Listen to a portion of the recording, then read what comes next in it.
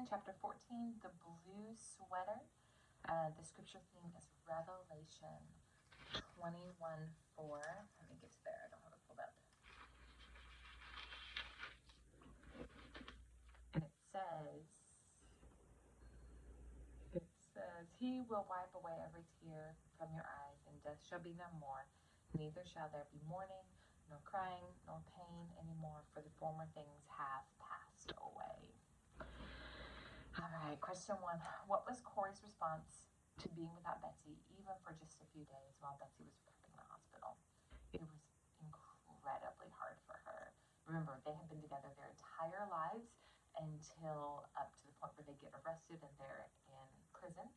And then they're separated. They're in separate cells, and then Corey eventually is put even in solitary confinement. And then they get reunited, right?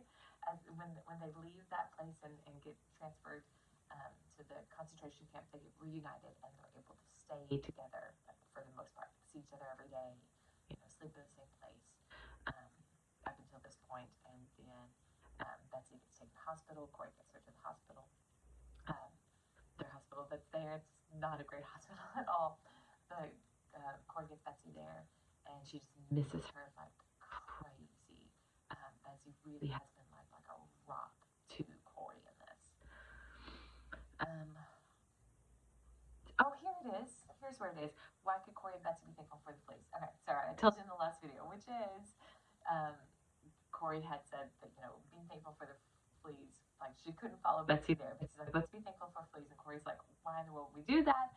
And that's because the fleas are what kept the guards from coming into their barracks all the time.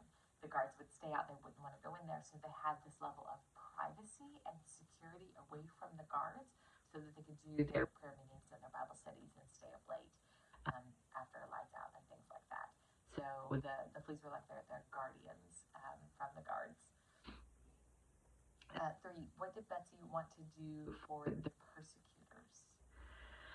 Again, this was a hard one for Corey to line up with, and that Betsy wanted to create a place for them wanted to teach them how to love, to teach them how to love and be loved, and heal them also, because she saw them as image bearers of God. It's this way of seeing the fallen and broken and sinful and going, oh, well that's me too. Maybe I never did the horrific things that they did, but I was an enemy of God also.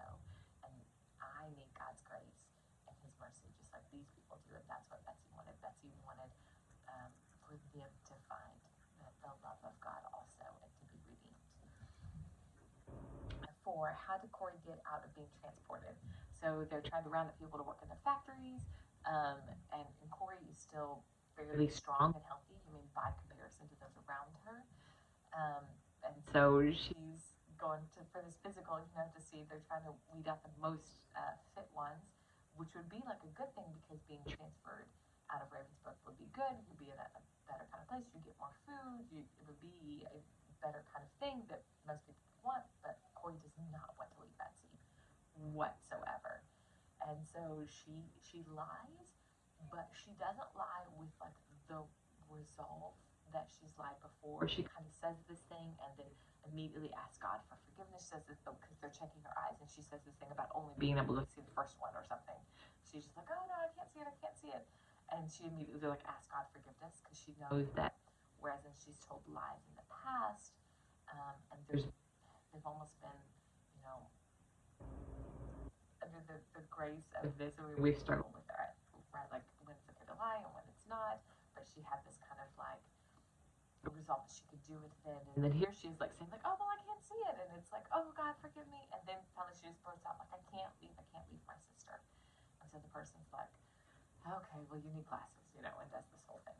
So she does get out, but there's this interesting moment where like, it's like all of that grace that she had to be deceptive in these situations, she doesn't have it now. And just being really honest about, I don't want to go, I can't leave my sister, was enough. Like, she didn't have to like be deceptive. So that's kind of what ended up getting put down in the paperwork, but still, she didn't lie to the person, or at least she confessed when she did lie. 5, what was Corey and Betsy's time together in the knitting brigade like? So the knitting brigade where Betsy started out in Ravensbrück because Betsy was super, super weak and frail, where you would just sit around and like knit socks and stuff. Um, but Corey was stronger, so Corey would end up going. No, Betsy wasn't there from the beginning. Betsy was there after she was sick. And then Corey would end up going off and working, doing like the shoveling, moving dirt. Who knows what they had people doing? Maybe it was just useless work.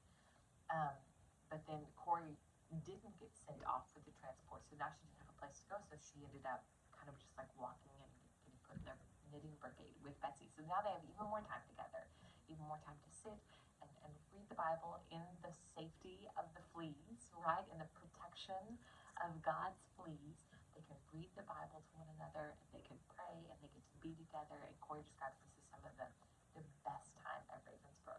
The fact that there could even be a best time at Ravensbrück is so amazing and so just like a right perspective that can only come from the Lord. But she sees this as like good times, right? But like beautiful times for her and Betsy getting to be together.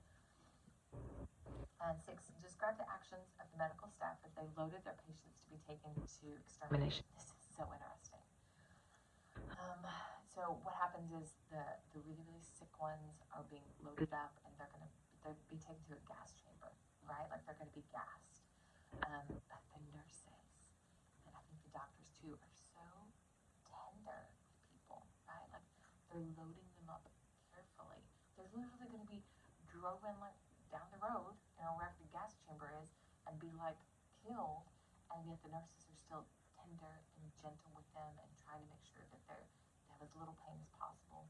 And I think what this shows us is there were German people who were subject to the Nazi party, right? Like the government is in control, and they're regular German citizens, and they are not Nazis idealistically. They don't hate and want to exterminate people, right? That demonic ideal is not in them. They are very regular people, and yet they too are a form of prisoners. They're not behind bars, maybe they're even getting paid for their work, but they don't have the choice to be like, no, you can't do this. And so they're functioning within this really, really evil government. And so they have to load people onto the truck car, or they're going to get killed, their families are going to get killed, all of its consequences. But yet you still see them being as gentle as possible, as caring as possible to these people.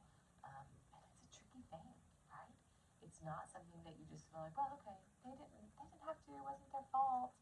But I don't know. I mean, that's for the Lord to decide, the hearts of these doctors and nurses. There's stories about the doctors and nurses slipping medicines there's a scene in Schindler's List, I think that shows this, where the Nazis are coming up and they're going to shoot the beds to kill all of the weak and sick people, because Nazis hated weak and sick people. And so the doctors and nurses run up there and have them take pills that will kill them quickly, because they preferred that they die this kind of very gentle way versus being shot to death, right? And I have no idea.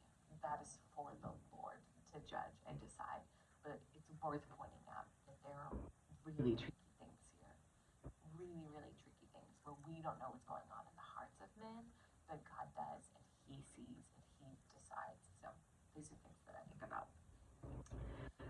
Let's see. So 7, what temptation did Corey explain on page 224, and how did she justify it in her heart? So she's talking about that temptation to be selfish, to be like that in the mornings when it's cold, to maneuver her and Betsy kind of towards the middle, so they're not on the outside where they would get more wind and more cold, and she would be like, oh, but Betsy needs this, right? Betsy's ministry.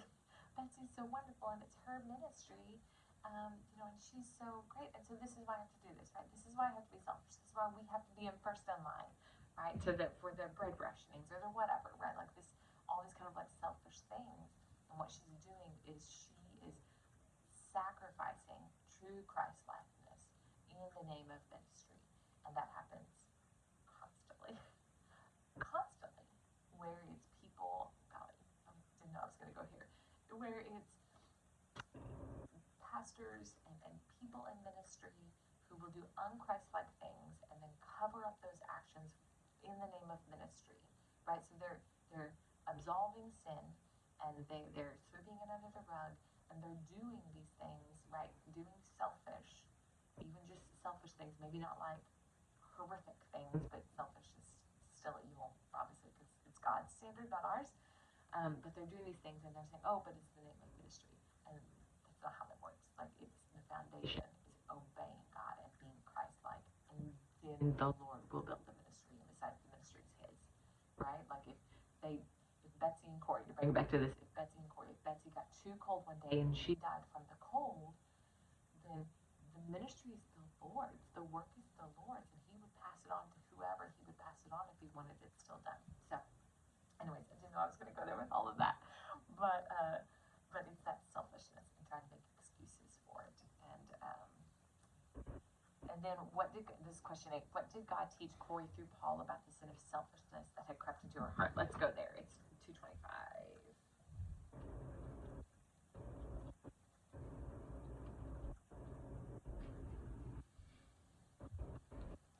Yeah, so she's talking about like how some people need the blankets, and so she, with um, Betsy like kind of pushing her, she lent the blanket, the extra blanket, to the newcomer. Um, at last Paul okay, so 3 times he had begged God to take away his weakness, whatever it was, and each time God had said, "Rely on me." At last Paul concluded, the words seemed to leap from the page, that this very weakness was something to give thanks for, because now Paul knew that none of the wonders and miracles that followed his ministry could be due to his own virtues. It was all Christ's strength and never Paul's. And there it was, the truth blazing like sunlight in the shadows of Barracks 28. The real sin I'd been committing was not that of inching towards the center of a platoon because I was cold. The real sin lay in thinking that any power to help and transform came from me. Of course, it was not my wholeness, but Christ that made the difference. So here she is trying to take things into her own hands, right? Protect herself and Betsy with her own cunning and way of doing things in the natural, in the physical. And it's like, oh, but it's not up to you, right? It's not up to you to preserve this ministry. It's not up to you to preserve Betsy's life or to preserve your own life. It's just the Lord. It's just Him. And you doing these things is showing that you don't trust Him to do that because you're doing it out of selfishness. Okay, so question 9. While Betsy was being carried to the hospital on the stretcher, what did she say to Corey? So Betsy has gotten ill again, and then the Lord moves on the heart of the snake, which is that female guard that they called the snake, and she's come in to get a stretcher for Betsy to take her to the hospital, and then she's being carried away, and Betsy's talking about. So her speech was slow and blurred. This is 226. But she was trying to say something. A camp, Corey. A concentration camp. But we're in charge. And then she says, Corey has to lean forward. And she says, it will be so good for them. Watching things grow. People can learn to love from flowers. And then Corey says, we are to have this camp in Germany instead, Betsy, instead of the big house in Holland. And Betsy says, oh no, she seems shocked. You know that we have the house first. It's ready and waiting for us. Such tall, tall windows. The sun is streaming in. And Corey says, well, okay. So Betsy keeps saying, she says, barracks are gray, Corey, but we'll paint them green, bright light green like springtime. And then Corey says, we'll be together, Betsy. We're going to do all this together. You're sure about that? And Betsy says, always together, Corey. You and I are always together. And then she sneaks to the hospital. She couldn't quite make out the words. But then she ends up kind of saying, there's so much to do. Oh, and Corey's like, when will this be? And Betsy's like, it'll be by the end of the year, very soon. And she takes her, and she tells her to get good rest. And then Betsy says, so much work to do. So we'll talk about that more in the next chapter. And here's question 10. What's currently the week? It's currently the week before Christmas. When does Betsy say that they will be out of prison? And she says they'll be out of prison by the end of the year, so just in a couple of weeks. And then question 3. This was a huge miracle that I carried with me after I read the book the very first time, like 15 years ago. In death, what did Betsy's face look like? So Betsy dies, and she's in the hospital, and Corey like sneaks through to see her. She does get through to see her once, and then she sneaks in, she sees the body, and she couldn't even make out that it was Betsy, because she said it just looked like ivory cut out of stone, because she was just so thin, she could just see her bones. And so she's like horrified, and then their friend who works in the hospital comes and gets her and is like, Corey, you have to see this, you have to see this. And Corey's like, I already know, she's dead. She's like, no, you have to see it, you have to see it. So she takes her back where they take the dead bodies. And remember, Corey was horrified by the dead bodies when she saw them first, right? It harkens back to when she was a little girl and she saw that dead baby. So she's like, she does not want to see her sister dead, right? Like, this is horrifying to Corey. And their friend and another nurse is like, you have to look, see. And what she sees is Betsy and her face. Remember, she had described her body as so gaunt, so thin. She just looked like skin and bones, right? Like, we've seen pictures of people, skin and bones in concentration camps. They look horrible. And Corey looks at her, and Betsy's face is restored. Her face is full and at peace, right? Like, she's not, when people die, specifically of like starvation and stuff, like they look horrifying. Like, it's a terrifying look. But that's not at all what Betsy looked like. Her face looked peaceful and full. Like, it had like the fat there, like it had been restored. And I think this was a little glimpse that God gave Corey of God restores, and that it's death, but it's not the end, right? Like, this is a little tiny peek of what Betsy looks like in eternity, and just this resolve in her heart of she's dead, but the enemy did not win, right? This was not a victory for the enemy. This is according to God's plan, and God has got Betsy. So what ties Corey to Betsy in the end? So Corey almost grabs the blue sweater that Betsy's been wearing this whole time that God allowed them to smuggle in. But in the end, it's not that ties them together. This is 2:30.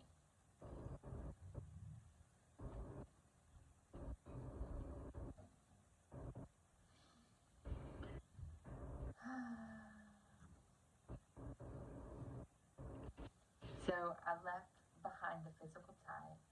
It was just as well. It was better now. What tied me to Betsy was the hope of heaven. So what tied her to Betsy was the fact that when they were going to be together in heaven, Betsy's already there. Betsy's already there. But Corey's going to get to be there with her and with the Lord one day. So that's the hope that ties them together. Obviously, we did that. Our scriptural theme in Revelation is because it's talking about death and the hope of heaven, and that one day all of that will fade away. All of those tears and mourning and sorrow, all of it will be gone, and we will all be with the Lord Jesus and all be in perfect peace. So that's the scriptural theme there. And then, what word, phrase, or idea stuck out to you in this chapter? This chapter is great. This is where we learn about why there are fleas, and then we just have heartbreak and joy, because it really is both a heartbreak and a joy of seeing Betsy's death. It's not one or the other. Like, it is both. But it's so beautiful. Okay, see you in the next and last